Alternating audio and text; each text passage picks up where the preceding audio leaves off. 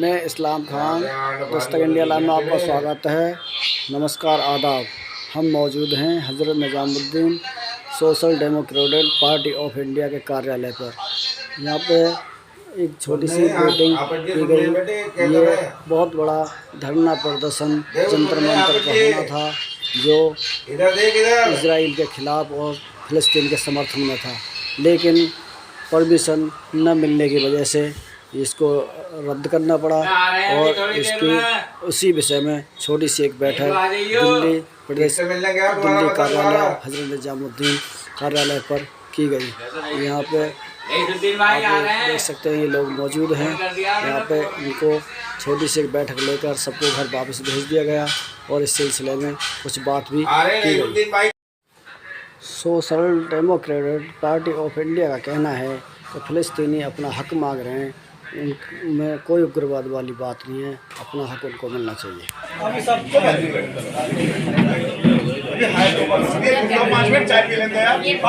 जी doctor साहब, programme के बारे में बताएं।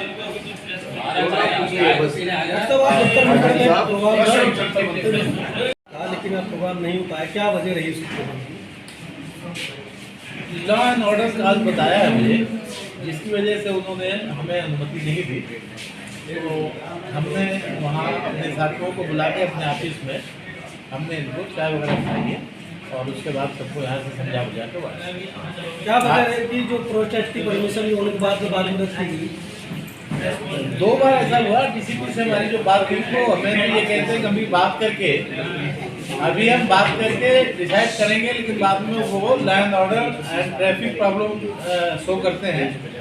हालांकि ऐसा वहाँ कुछ है नहीं, लेकिन ये है कि मैं ये समझता हूँ कि हमारे देश के प्रधानमंत्री महोदय ने जो शुरू में बात कही है, उसी को अधिकारियों ने अपने अंदर लेकर एक फैसला किया है कि उनके विपरीत कोई ना बोले। ऐसा जब देश के प्रधानमंत्री इसराइल के पक्ष में तो फिलिस्तीन के पक्ष में नहीं, असल में हम फिलिस्तीन और इजराइल की बात नहीं कर रहे हैं। हम कहीं भी दुनिया में युद्ध के विरुद्ध हैं। युद्ध नहीं होना चाहिए, किसी भी हालत में मासूम लोगों की जान नहीं जाना चाहिए। हम इस मकसद को लेकर हम वहाँ प्रोटेस्ट करना चाहते थे। देश में और भी पार्टियां, कांग्रेस की बात करें, समाजवादी, बहुजन और बहुत सारी पार्टियां, वो तो कोई नहीं कह रहा कि हम फिलिस्तीन के पक्ष की बात करें। नहीं, कांग्रेस ने कहा है और यहाँ तक कि भारतीय जनता पार्टी के अटल बिहारी वाजपेयी जी ने भी कहा है, जब वो विदेश मंत्री थे मोरारजी देसाई की गवर्नमेंट में, उन्होंने भी कहा। उनका वीडियो भी वायरल हो रहा है, शायद आप देखेंगे। और भारत के जो है हमारा जो विदेश राज्य मंत्री है, उसने भी कहा है कि फिलिस्तीन के लोगों के साथ नाइंसाफी हो रही है, नहीं होनी चाहिए, रुकनी चाहिए। ऐसा नहीं है कि हमारे देश ने मदद के लिए ऐलान किया है। मोदी जी ने खुद अभी दुख जाहिर किया है कि भाई फिलिस्तीन के बच्चों के साथ जिस तरह से हो रहा है, जिस तरह वहाँ अस्पताल में बमबारी हुई है, वो हमारे दिल को ठेस पहुँचाती है, ऐसा उन्होंने बोला। उसके बाद भी परमिशन नहीं मिली। हाँ, परमिशन मिलना एक अलग चीज़ है, चूँकि लॉ एंड ऑर्डर इशू उन्होंने कहा है, तो ये वो एक अलग चीज़ है, वो दूसरी चीज़ है। आगे क्या कदम रहेगा आपको? आगे हम फिर कोशिश करेंगे, परमिशन के लिए फिर कोशिश करेंगे। और चूंकि हम नहीं चाहते कि हमसे कोई गैर कानूनी काम हो, हमारी पार्टी जो है, क्योंकि हम लोग संविधान के अनुसार चलने वाले लोग हैं, इसलिए हम नहीं चाहते कि हमसे कोई गैर कानूनी काम हो, इसलिए हम इस बात को मान जाते हैं। हमास को उग्रवादी करार जो दिया गया है, आप इससे कितने सहमत हैं? वो क्या उग्रवादी हैं? देखिए, असल में हमास को उग्रवादी करार देना ये अपने आप करेगी तो हम लेंगे, लेकिन अब की बार अगर इन्होंने हमें परमिशन नहीं दी तो हम सीधे हाई कोर्ट जाएंगे, हाई कोर्ट से परमिशन लेंगे, क्योंकि ये हमारा हक है। आज इस तरह से प्रोटेस्ट के लेकर परमिशन चाहिए एसडी का और कई संगठन भी कर रहे हैं, तो क्या लगता है कि इस तरह से आप परमिशन रद्द कर देंगे? तो आप महिला है और महिलाओं के साथ फिलिस्तीन में जुल्म हो रहा है, उसके लिए क्या कहेंगे?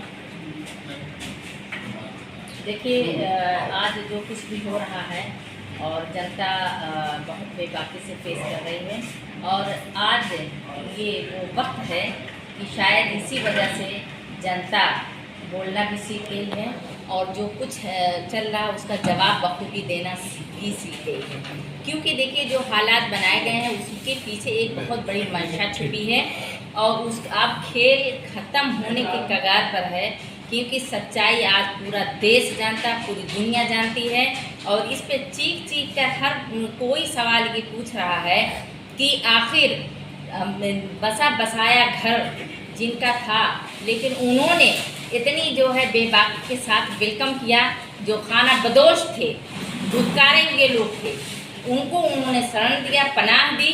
इसके बावजूद भी उनके ही घर में आकर, उनके ही घर के आंगन में आकर के और उन्हीं की लाल आँखें दिखाई जा रही है, जेनोसाइड किया जा रहा है और उनके साथ जो है 70 साल से खिलवाड़ किया जा रहा है, मजाक किया जा रहा है।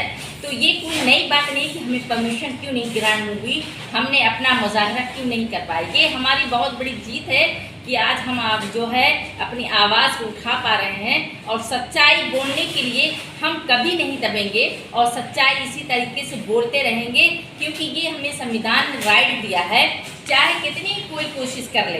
क्योंकि मोदी जी देखिए अब फंस चुके हैं।